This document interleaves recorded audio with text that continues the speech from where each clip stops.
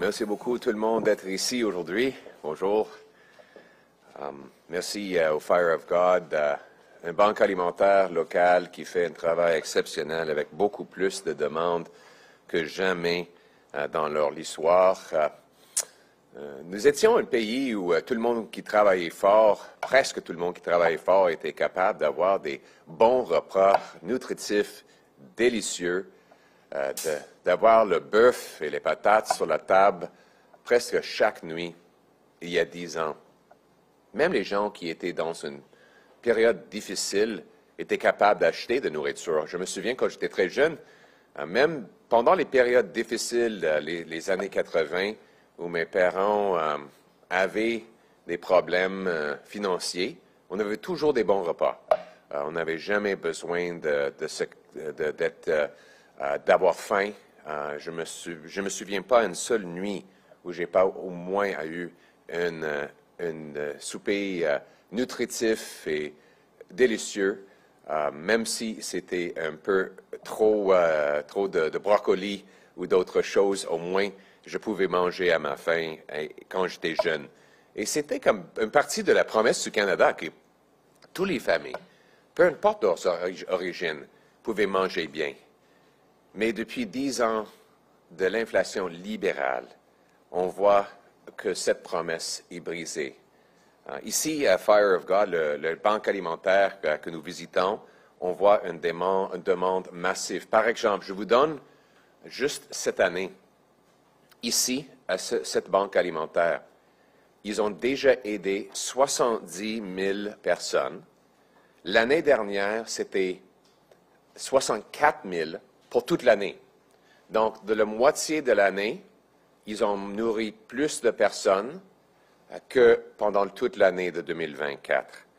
Et aujourd'hui, la majorité de leurs clients viennent des classes ouvrières et moyennes, des gens avec des emplois. M. Osorio m'a dit qu'ils ouvrent leurs portes les dimanches à midi pour donner la nourriture. Mais les gens arrivent à 7 heures le matin. Donc, il y a une file d'attente pendant 5 heures pour avoir quelque chose à manger. Les prix de nourriture augmentent à cause des taxes libérales. Les libéraux de Carney ont augmenté le prix de l'épicerie en instaurant 4 taxes cachées sur les épiceries et les produits alimentaires. Premièrement, il y a la taxe industrielle de carbone qui s'applique aux engrais et au matériel agricole. Il y a aussi la nouvelle taxe carbone sur le diesel et l'essence. Il y a la taxe sur les emballages alimentaires en plastique.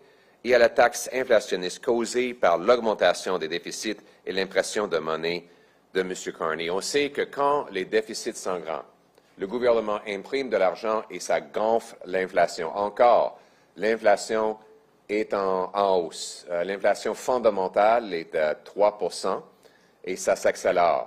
On sait que l'inflation alimentaire est presque 2 fois plus élevée que le cible de la Banque du Canada.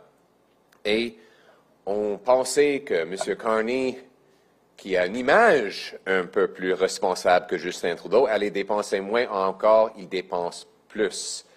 Il a annoncé plus de 100 milliards de dollars de nouveaux mesures de dépenses depuis son arrivée au pouvoir.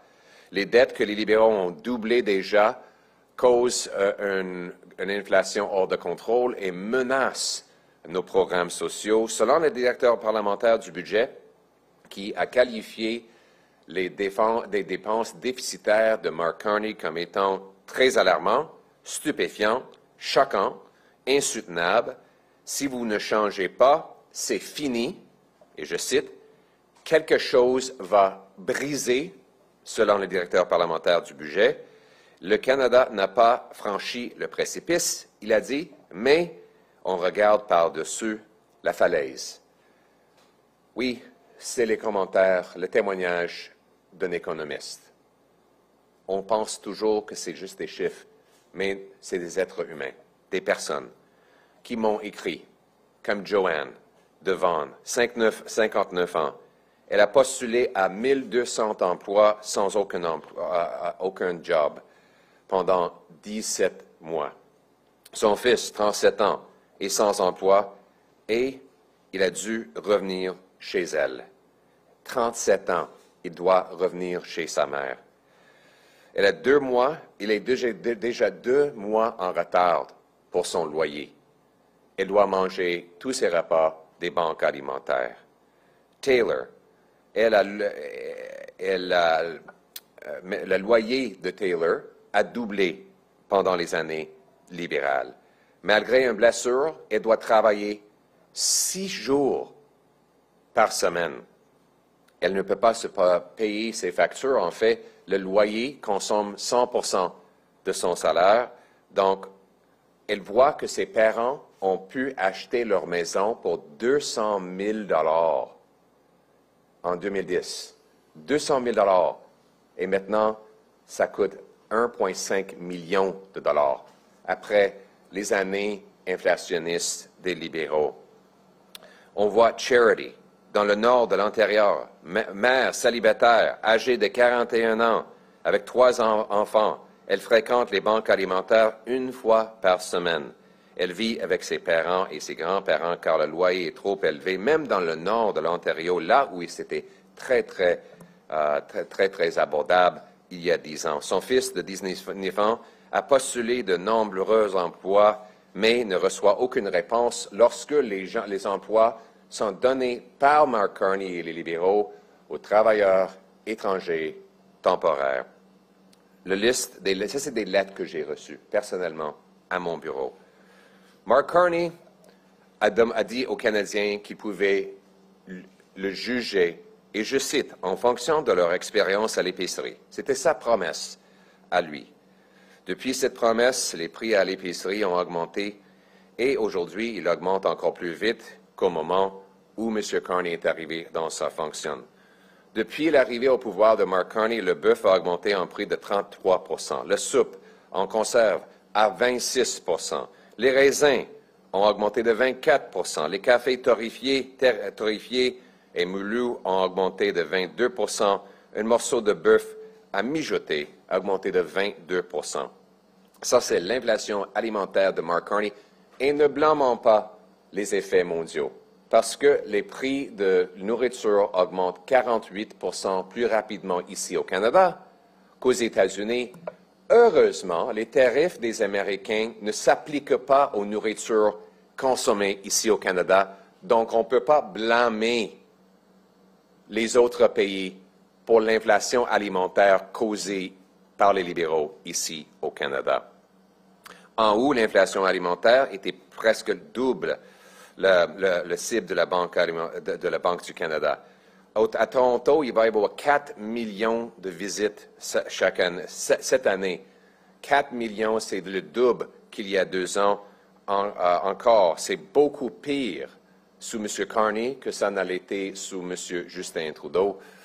Donc, la crise de coûts de l'épicerie libérale devient de pire en pire et les Canadiens souffrent. En fait, c'est dangereux, cette crise-là. C'est pour ça que les conservateurs demandent un message, excuse-moi, très clair. Les conservateurs revendiquent d'arrêter de taxer l'épicerie.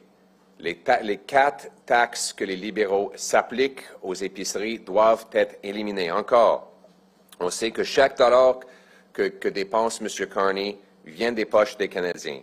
C'est une forme de taxe directe ou des taxes inflationnistes indirectes. C'est pour ça que les conservateurs demandent d'éliminer la taxe, tous les taxes de l'épicerie que les libéraux ont imposées. Éliminons la taxe industrielle de carbone sur les fermiers. Éliminons la nouvelle taxe sur le diesel et le gaz et l'essence qui augmente le coût de production et transport de nourriture. Éliminons la taxe d'emballage de nourriture libérale et éliminons la taxe inflationniste de M. Carney. Avec des taxes plus bas, on peut avoir la nourriture plus abordable pour que chaque famille puisse manger à leur faim. Les Canadiens méritent de nourriture nutritive et délicieuse. Ils devraient pouvoir acheter une belle maison dans une communauté sécuritaire. C'est ça la promesse du Canada que nous voulons réinstaurer. Merci beaucoup.